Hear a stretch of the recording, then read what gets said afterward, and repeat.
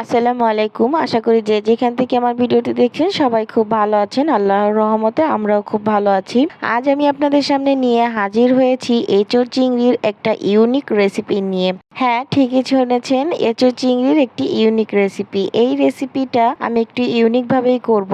আমাদের খুলনাতে এই রেসিপিটা কিন্তু এঁচোড় চিংড়িটা কিন্তু এইভাবেই করা হয়। আপনারা অনেকে অনেকভাবে এঁচোড় চিংড়ি খেয়েছেন, কিন্তু এইভাবে ইউনিক পদ্ধতিতে যদি আপনারা একবার খান, আমি কিন্তু শিওর আপনারা একদম আঙুল চেটেপুটে খাবেন এই রেসিপিটা যদি আপনারা একবার ফলো করেন। আপনারা কে কে খেয়েছেন অবশ্যই কমেন্টের মাধ্যমে জানাবেন এই রেসিপিটা। দেখুন, আমি প্রথমে একটা বড় পাত্র নিয়ে নিয়েছি, কড়াইতে তেল বসিয়ে দিয়েছি এবং হাফ কাপ পেঁয়াজ কুচি দিয়ে দিয়েছি। আমি এখানে পেঁয়াজটাকে একটু নরম করে ভেজে নিব।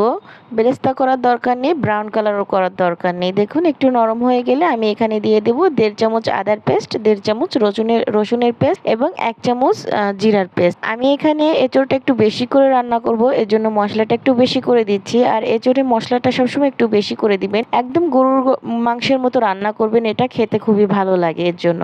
এখন এটাকে একটু 2 মিনিট কষিয়ে নিয়ে আমি এখানে দিয়ে দেবো দেশি নদীর পিওর যে টাটকা চিংড়ি মাছটা আছে সেইটা। আমি কিন্তু এখানে সেটাই ব্যবহার করেছি। অবশ্যই এই ধরনের চিংড়ি মাছ ব্যবহার করবেন, একদম নদীর পিওর টাটকা মাছ যেটা সেইটা। তাহলে কিন্তু এঁচোড় চিংড়িটা খেতে মাশাআল্লাহ অনেক ভালো লাগবে এবং এর থেকে আপনি মুখ ফেরাতে পারবেন না, এটা এতটাই লোভনীয় হবে।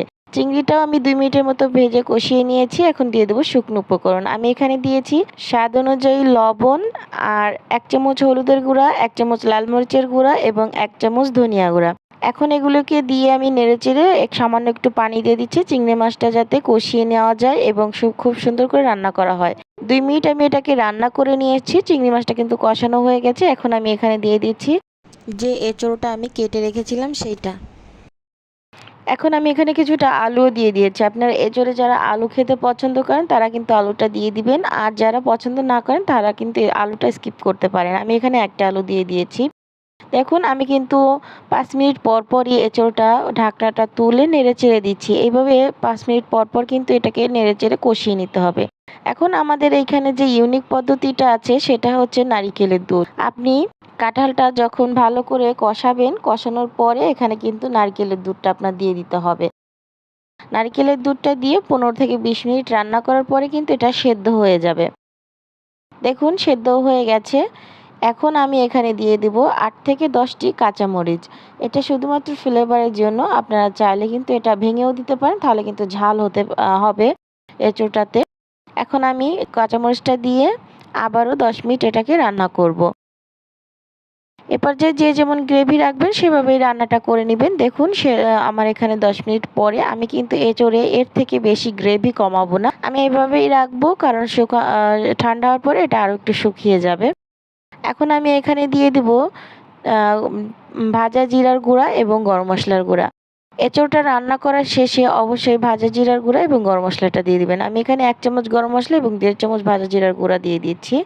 দিয়ে নেড়েচেড়ে এটাকে চুলার আঁচটা অফ করে দিয়ে আমি এটাকে 5 মিনিট দমে রেখে আপনাদের সার্ভ করে দেখাচ্ছি। এইভাবে যদি কাঁঠালের এঁচোড়টা যদি আপনারা নারকেলের দুধ দিয়ে রান্না করে খান, তাহলে কিন্তু মাশাআল্লাহ খেতে অসম্ভব মজা লাগে। আর আপনি একবার যদি এই রেসিপিটা ট্রাই করেন, তাহলে আপনি কিন্তু আঙুল চেটেপুটে খাবেন, ঠিক এমনই একটি রেসিপি এই এঁচোড় চিংড়ি রেসিপিটা। অবশ্যই আপনারা একদিন বাসায় ট্রাই করে দেখবেন, মাশাআল্লাহ খেতে খুবই ভালো লাগবে। আর আপনারা যারা যারা এটা খেয়েছেন অবশ্যই কমেন্টের মাধ্যমে আমাকে জানাতে ভুলবেন না। যদি কখনো এই রেসিপিটা বাসায় ট্রাই করেন, তাহলেও কিন্তু জানাতে ভুলবেন না আপনাদেরটা ঠিক কতটা লোভনীয় হয়েছিল।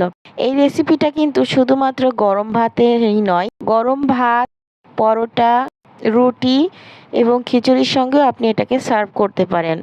এটা আপনি মেহমানের সামনে যদি সার্ভ করেন, তাহলে কিন্তু মেহমান আপনার কাছ থেকে রেসিপিটা নেওয়ার জন্য পাগল হয়ে যাবে, আমি আপনাদের কথা দিচ্ছি। ভিডিওটি ভালো লাগলে লাইক কমেন্ট শেয়ার করবেন এবং আমার চ্যানেলটি সাবস্ক্রাইব করে রাখবেন। অবশ্যই বেল আইকনটি বাজিয়ে দিবেন। সবাই ভালো থাকবেন, সুস্থ থাকবেন। আসসালামু আলাইকুম।